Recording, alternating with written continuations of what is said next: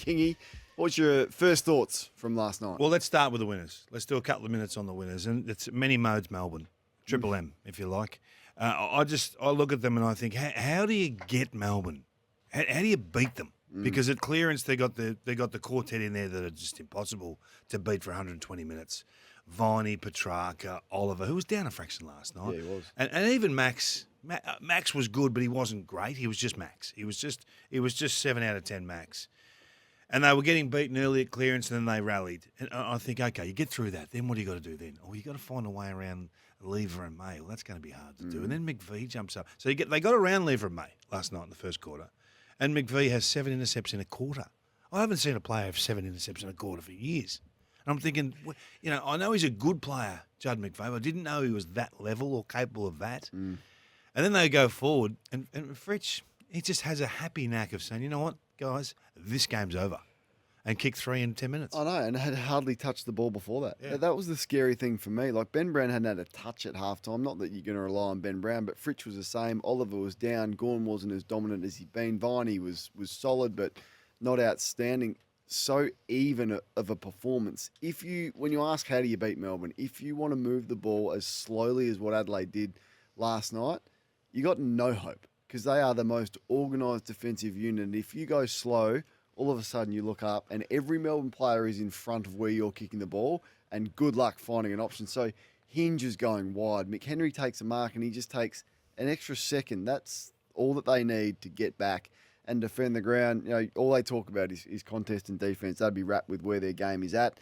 And little things, I just think they're super hard and super fit. And it's impossible to Fitness is not an advantage, is it? Well, I think it is. It is, I think. Do you reckon? Well, do you really think one team's fitter than another? Honestly, I do. I think the way that they covered the ground, the split that they got on their opponent against Port Adelaide last week, and I'm looking at Alir and Radigalia, they're cramping up, and I'm going, hang on, is there something in this? Whether it's fitness, whether it's maturity, whether it's just hardness, whether they've trained more competitively and whether they're just more ready than other teams, it all goes into the same category. Not much gets past me in this town, and this town, yes, if you're gonna go to, let's say Goodwood, where there's a number of magnificent eateries and coffee shops, and have a coffee in full public with the coach of the Adelaide Football Club, and your name's David King, it's going to get back to me. Is it true? No, this is unfair. No, well, is it true that you caught up with Matthew Nix recently in Adelaide? Yep,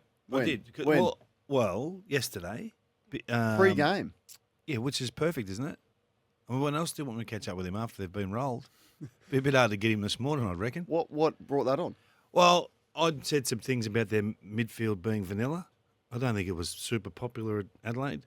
And I've got a good relationship with him. Like, he asks what you're seeing. We do a free audit of their game every week. And I don't say things without doing the research, right? So when I say they're vanilla, there's no punish, there's no damage in their game from stoppage, there's no damage on turnover. So you can give them the ball, right? And they can't hurt you. They just can't hurt you. Did he agree with that? Not really. Assessment? No, and to his defence, he stepped me through some vision to show me what he thought was going wrong, and there's different layers to it. But Does he know what's going wrong? Does it? Yeah, 100% he knows what's going wrong, but knowing it and fixing it are two different things. They know, the players know, but in game, they're losing their, for want of a better term, they're losing their structure or their shape, and it's having significant flow on events that are hurting them. So they know, but they haven't been able to fix it, have they? They're just, to me, they lack talent. They're short on talent.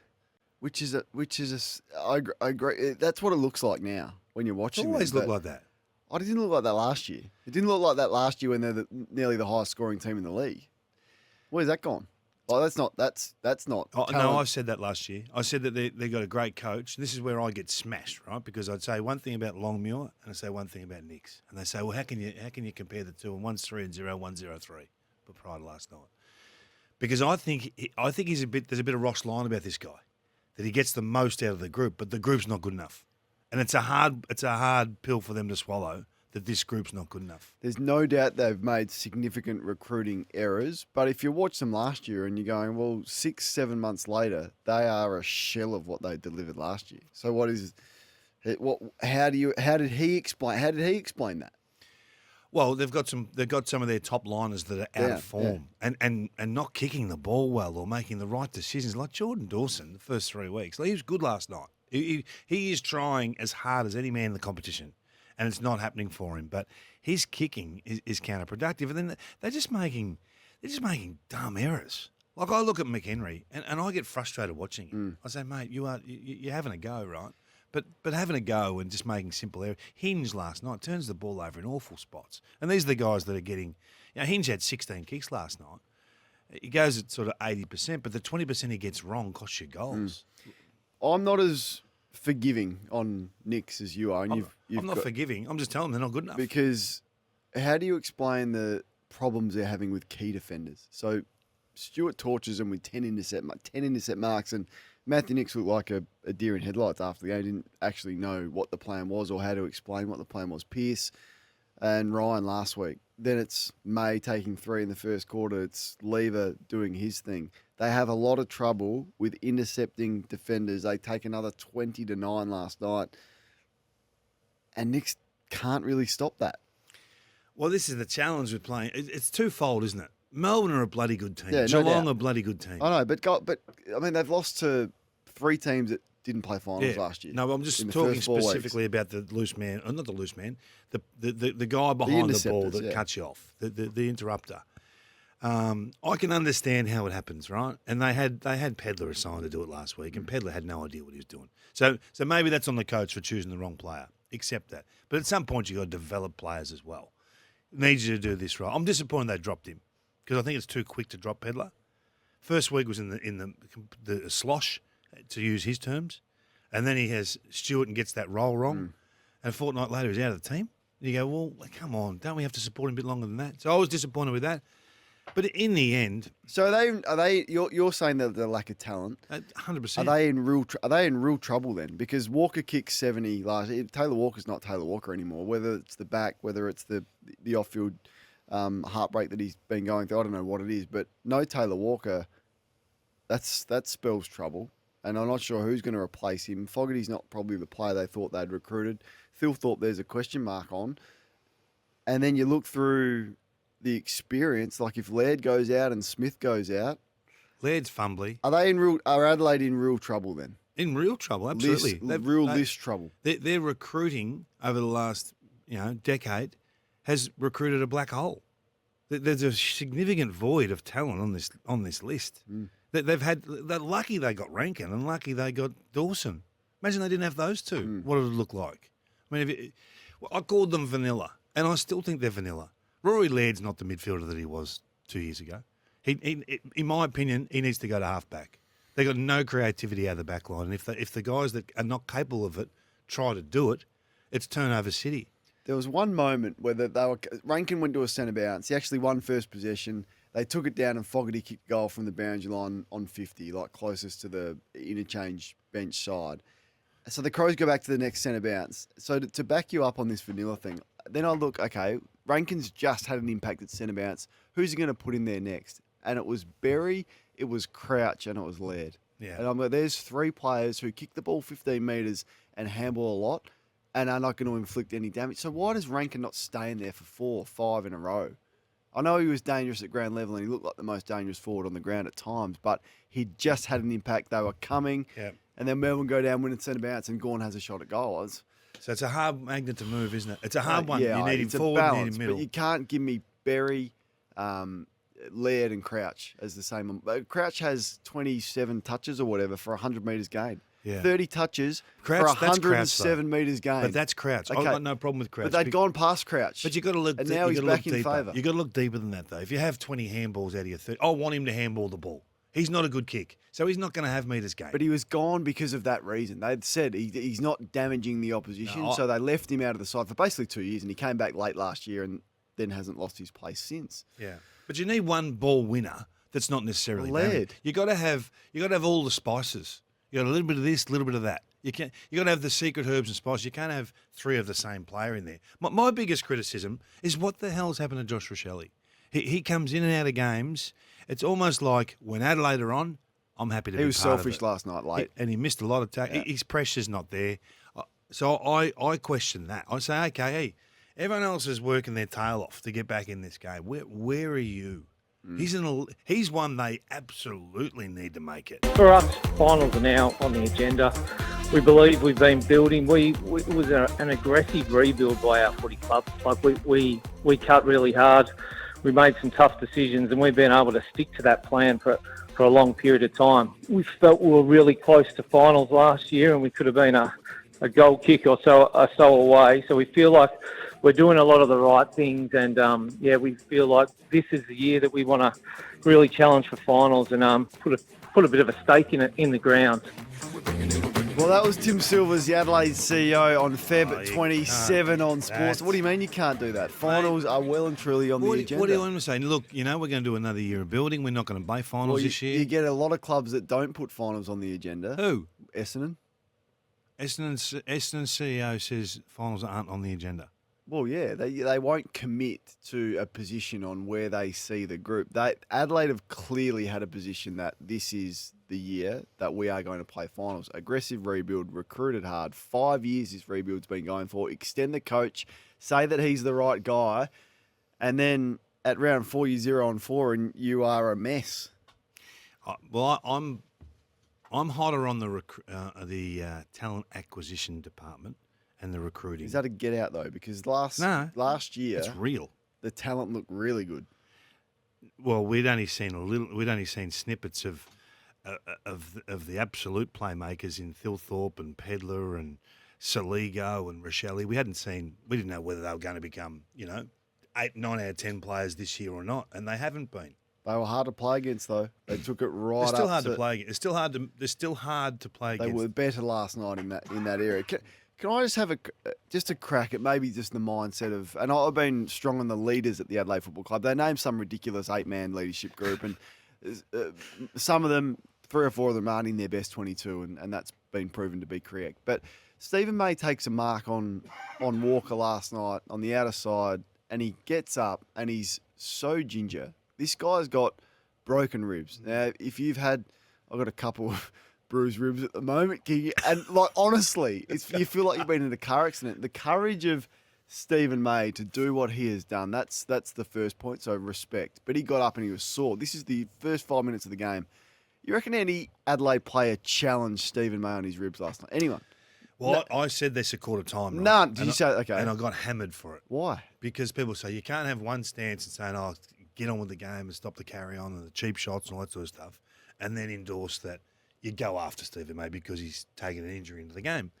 Double standards. But I think you're fair game once you declare yourself right to go, as long as it's not illegal. There's a difference between getting injured, Nick Revolt style at the Gabba, and you do your collarbone and you're trying to get off the ground and the opposition come after you and attack you. There's a difference between that and having an injury that you've taken into the game, and you didn't have to play. You can put your hand up and say, I'm not playing. But he's put his hand up and said, I'm fit, I'm ready to go. In the first few minutes of the game, he takes him up, and he saw he's adjusting the rib guard. You can see it. And not one Adelaide player challenged him in that. That says to me where this group is at. They're not a ruthless team at the moment. The feedback on the text machine's quite severe. Silver's Circus. Wow. Silver's. That's quite cutting, 206. Now, who was going to do it? This is the thing, that's the right? question. So I looked to the leaders. So who was going to do it? Was it going to be? Did it have to be Tex? Who's a nasty player that Adelaide have got? Who are they? All just nice? Well, Pedler, he didn't play. Are they like their coach? Because Nixie's nice. Is that? There's an edge to Nixie though. I don't know. I've never seen him raise. Or there was that documentary where he told Brad Crouch to pack his bags. That's really the only indication that I've got. But he seems nice. I mean, Justin Longmuir gets criticised for his personality coming out on the players group. Maybe that's happened with Matthew Nix because that was an opportunity. Dawson's nice. Laird's nice. Walker maybe acts tough off the ball at times. He didn't act tough last night. Who else? Keys, maybe? I don't know. They seem that he's a worker. He's not really involved in that stuff. They got no anger in him. Nothing. In that way. But that wasn't the reason why they lost the game. No, but it's an indication. It's a small sign. I get it. But I think it's a long bow to go after Tim Silvers because he says we want to play finals. I'm not going after Tim Silvers. You sounded that way because you played his I'm not comments. going after him. I'm saying have they completely misjudged where they are at as a footy club? Because they're miles away from finals right now. I don't think they're miles away. Miles away. Kingy, they're miles. My- They're my bottom. mouth They're moved. bottom 4 at the moment in terms of. Oh no, mate, this year's shot, right? This Yeah. year's gone. So it's about the future. You've now. told me their list is in all sorts of Yeah, trouble, but- and then but in one so breath look- you're saying they're not miles away from Look, finals. let me have a little chat here, right? Dan Curtin's going to be a player. First round pick last year. I like Michael We Anning, hope. first round pick the year before. I think Rochelle will pull his finger out eventually. Saligo, pick 36, a ripping selection. So they're the last 3 years, right? And the most critical year is 2020. Riley Thilthorpe and Luke Pedler, 2 and 11. Now, if those picks don't work, you're in all sorts. So I think the last 4 years have been okay. Before that, it's been a disaster because you've had, as I said, Dawson fall into your lap and Rankin fall into your lap. Without those two, it'd be cast. All right. So I think the heat's on the back office. I'll be surprised if they're there next year. Well, they've been there for a long time. So Hamish Ogilvy's a recruiter. Justin Reid is the list manager. The pressure would be starting to come to bear on them for those reasons. And But I'm not sacking the coach. I'm not at the well, coach they're for not. this. They're not because they re-signed him You can sack him. prematurely. You can sack him and pay him out. No one gets. There's no coach. They're unlikely to have re-signed the coach 3 weeks ago and Yeah. sack him before this year. They're not sacking him. That's what I'm saying. Yeah. I think he's a very good coach. Now we Well, that's because disagree you on just this. had coffee with him. No, it's not because I had coffee with him. It's because I see what He he sucked does. you in. I see what he did last You're year. in the inner circle. I see what he did last year.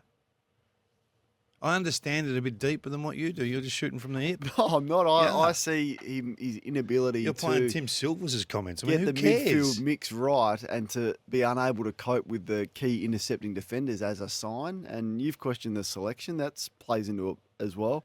How is it short term or is it long term with the Crows?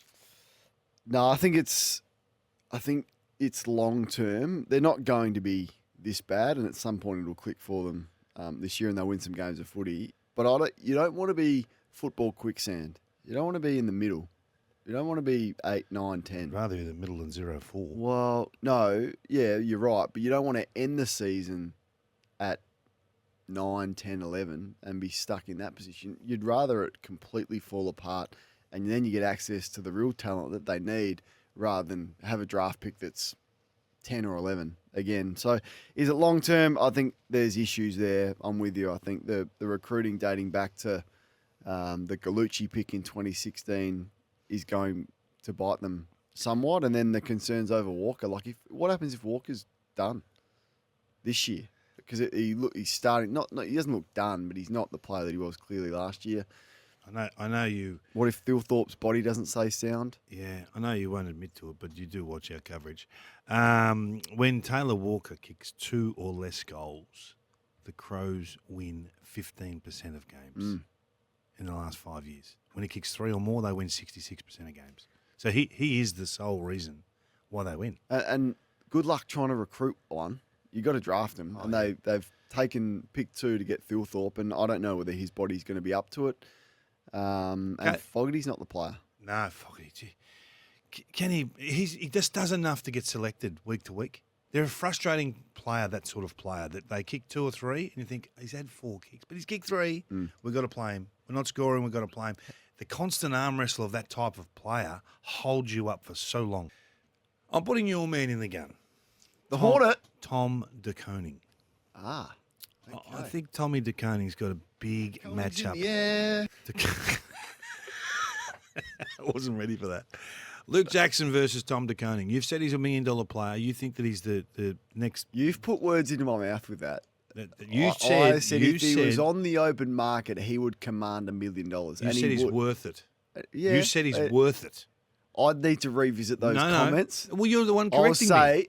no, I need to revisit exactly what I said. I said, You if said he- he's if worth he's it. on the market, a club will pay him $1 million. I said, what's he worth? And you $1 said $1 million. Well, of course, that's what he's worth. If a Well, club's willing to pay it, what are you backing if that a from club's willing to pay him $1 million, that's what he's worth. Doesn't necessarily. I I asked think you what he's worth. I don't necessarily think he's worth $1 million, but You've that's what a said that club many would things. pay it. You concussed. Do you get hit? No, I'm Brownie good. gets you. I'm So sharp as. I think he's been. No, he's been okay the first 3 weeks. Luke Jackson.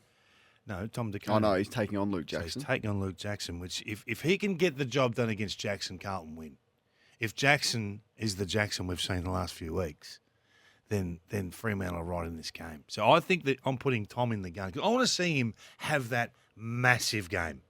Like type, if you are the Luke Jackson of the Carlton Football Club get it done. And that's my in the gun. He's nearly 25 years of age. It's time we saw him rip a game to shreds.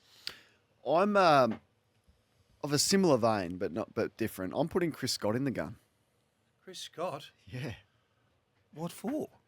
Selection. Righto. Can tell me more? Toby Conway's played one game and looked terrific, and now he's managed, and you're going back to the well with Reece Stanley. I just don't know if I like it.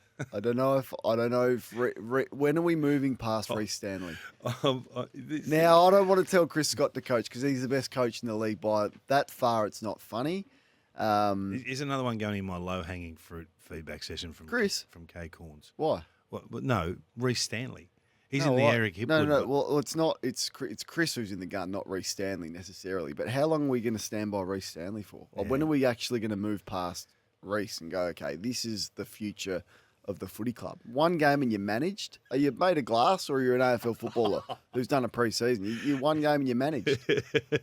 So you're in the gun because you're taking on Tim English, Reece. Yeah. And we'll see how you go. But also that game there is in the gun for me, just in terms of what's at stake for the Dogs in particular. I think they've been and responded well after a poor first outing in their first game. How good are you? How good are the Western Bulldogs? Because you're going to get tested against Geelong. He's up against Tim English. So we've basically gone the Ruckman. Was Ruckman? Is it well, Ruckman I went round? Sort of. Is it Ruck round this week? Well, I sort of went Chris. I like that. Yeah, I like that. It's going to be a hard one to tick or cross, though, isn't it? Well, if Reece performed, I mean, Reece is a player who can look like a top 100 player in the league, or he can look like a bottom 10. So I don't know what version we're going to get of Reece this week. But Reece needs to fire up. It's the same sort of discussion, is it? When was the last time you were the reason? When was the last time you were the reason we won? And if you're that level of player, you've been around that long, I want the Coney to do it. I'd be happy if Stanley did it. I'm with you. One of the smaller storylines to come out of last night was the hit from Cozzy Pickett. We got Alan Richardson, who's the GM of football at the Melbourne Football Club. He was with us on Sports Day on March 7, and I asked him about Cozzy Pickett and whether and how close he plays to the line. Yeah, we have, Kane. Yeah, certainly. Cozzy's still in at the David Newts Academy, so he comes under the tutelage of Mark Williams, and Mark Williams' connection, particularly with all players, but particularly with Indigenous boys, it's really strong. And we've spoken about that definitely. That Coz at times in his want to put pressure on can lean more towards a bump than a smother or a tackle, and we're just trying to get the bump out of his game.